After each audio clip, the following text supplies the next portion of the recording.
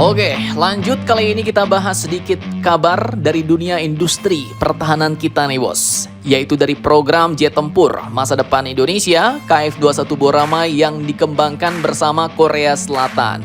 Nah, jadi baru-baru ini beredar informasi menarik nih yang dibagikan oleh salah satu pengamat pertahanan kita di akun X-nya, Bapak Alman Helfas Ali. Beliau menyebutkan bahwa pihak ROK, Republic of Korea, telah merencanakan transfer satu unit prototipe KF-21 ke Indonesia dan rencananya transfer ini akan dilakukan sekitar pertengahan tahun 2026 saat semua kesepakatan dengan Kementerian Pertahanan Indonesia bisa tercapai bos.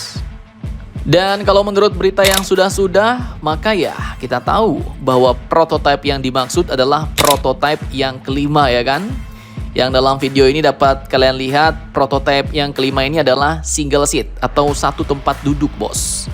Dan kamonya atau warnanya mirip seperti jet tempur Rafale kita kemarin, yaitu loreng abu-abu taktis. Mantap jos nih.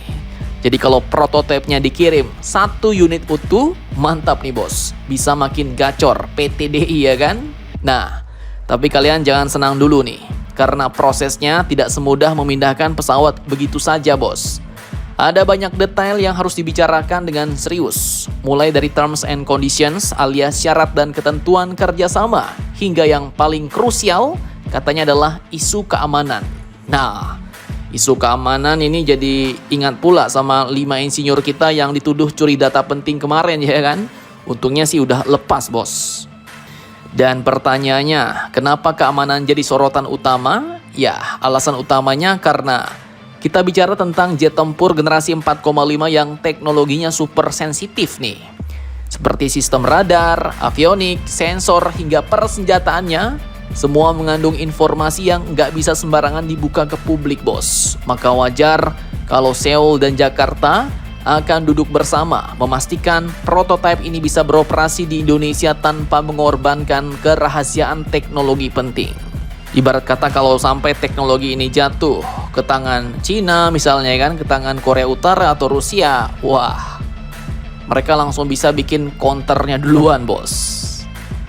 Kemudian kalau deal ini berhasil, maka tentu bakal jadi sejarah baru bos. Indonesia bakal punya akses langsung ke satu prototipe KF-21. Jadi bukan hanya cuma pembeli, tapi juga mitra strategis dalam pengembangannya. Dan dengan mendapatkan satu biji prototipe ini, Indonesia pun bisa mempercepat transfer teknologi bos.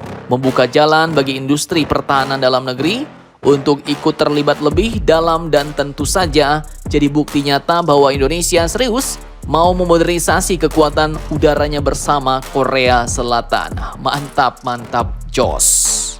Kemudian untuk coraknya nih, yang warnanya loreng abu-abu taktis. Nah, ini mirip dengan Rafale kemarin ya kan? Dan sepengetahuan Mimin ya, corak ini bukan sekedar estetika bos. Tapi yang seperti Mimin jelaskan di video Rafale Perdana Indonesia kemarin, corak ini pun punya fungsi strategis.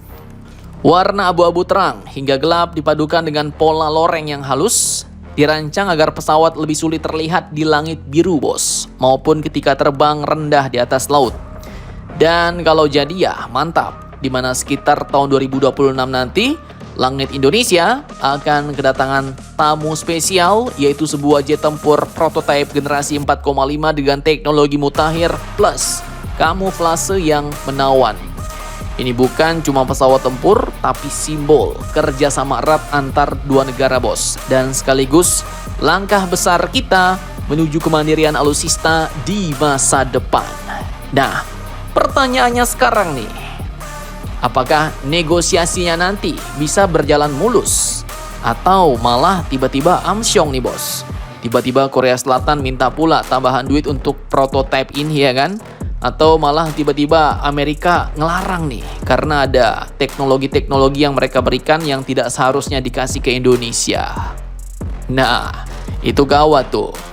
Kemudian seperti yang kita ketahui ya, kemarin Indonesia negosiasi penyesuaian harga dan Korea Selatan oke bos. Tapi syaratnya TOT-nya dikurangi, bahkan katanya kemarin tanpa prototipe ya kan. Nah, harapannya ya mudah-mudahan kali ini negosiasinya berhasil Sehingga Indonesia bisa dapat satu prototipe jet tempur KF-21 full, utuh ya kan?